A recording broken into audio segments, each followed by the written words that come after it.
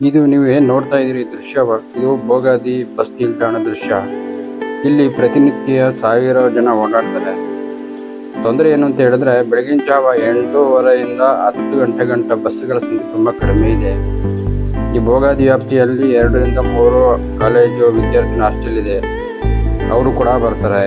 ಜೊತೆಗೆ ಅಕ್ಕಪಕ್ಕ ದಾಸನಕೊಪ್ಪಲು, ಎಸ್.ಬಿ. ಕಾಲನಿಂದ ಜನ ಬಂದು ಬಸ್ ಹತ್ತಾರೆ. ಜೊತೆಗೆ ಇಲ್ಲಿ ಪ್ರತಿನಿತ್ಯ ಕಚೇರಿ ಕೆಲಸಕ್ಕೆ ಹೋಗುವಂಥವರು ಬರ್ತಾರೆ.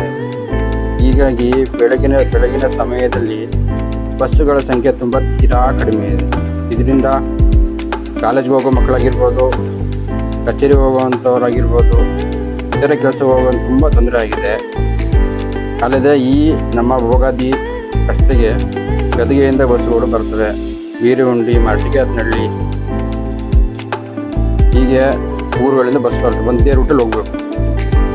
ಸಾಲದಿಕ್ಕೆಯಲ್ಲಿ ವಿಜಯನಗರ ಡಿಪೋ ಅಂತ ಮಾಡಿದ್ದಾರೆ, ಅಲ್ಲಿಂದ ಬಸ್ಗಳು ಬರಬೇಕು. ಈ ಸಮಸ್ಯೆ ಏನು ಅಂತ ಹೇಳಿದ್ರೆ ಇಲ್ಲಿ ಬಸ್ಗಳ ಸಂಖ್ಯೆ ಕಡಿಮೆ ಇರೋದ್ರಿಂದ ವಿದ್ಯಾರ್ಥಿಗಳು ನೋಡಿ ಪ್ರತಿನಿತ್ಯ ಹೀಗನ್ನೇ ಡೋರಲ್ಲಿ ನಿಂತ್ಕೊಂಡು ಪ್ರಯಾಣ ಮಾಡ್ತಾರೆ.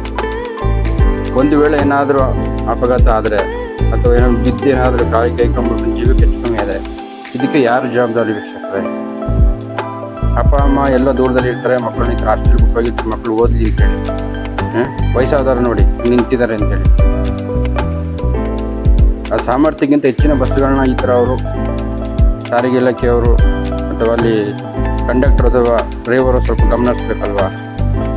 ನೀವೇ ನೋಡಿ ಕಾಣ್ತಿದ್ದಾರೆ, ಹಿಂಗೆ ನಿಂತಿದೆ ನೋಡಿ. ಏನಾದರೂ ಇದ್ದರೆ ಜೀವ ಹೋಗೋದು ಗ್ಯಾರಂಟಿ ಇಲ್ವ? ಆಗ ಯಾರು ಹೊಣೆ? ಸುಮ್ಮನೆ ಪರಿಹಾರ ಕೊಟ್ಬಿಟ್ರೆ ಆಗೋಗ್ಬಿಡ್ತಾ? ಸರ್ಕಾರ ಪರಿಹಾರ ಕೊಟ್ಬಿಟ್ಟು ಒಂದು ಜೀವಕ್ಕೆ ಅಷ್ಟೇ ಬೇರೆ. ಅದರ ಬದಲು ಹೆಚ್ಚುವರಿಯಾಗಿ ಬಸ್ಗಳನ್ನ ಬಿಟ್ಟರೆ ಈ ಸಮಸ್ಯೆಗಳು ನಿಜವಾಗಲೂ ಇದು ಕಡಿಮೆ ಆಗುತ್ತೆ. ಶಾಲೆ ಹೋಗೋ ಮಕ್ಕಳಿಗೆ, ಕಾಲೇಜ್ ವಿದ್ಯಾರ್ಥಿಗಳಿಗೆ ಇದು ಅನುಕೂಲ ಆಗುತ್ತೆ. ದಯಮಾಡಿ ಇದ್ರ ಬಗ್ಗೆ ಗಮನ ಹರಿಸಿ.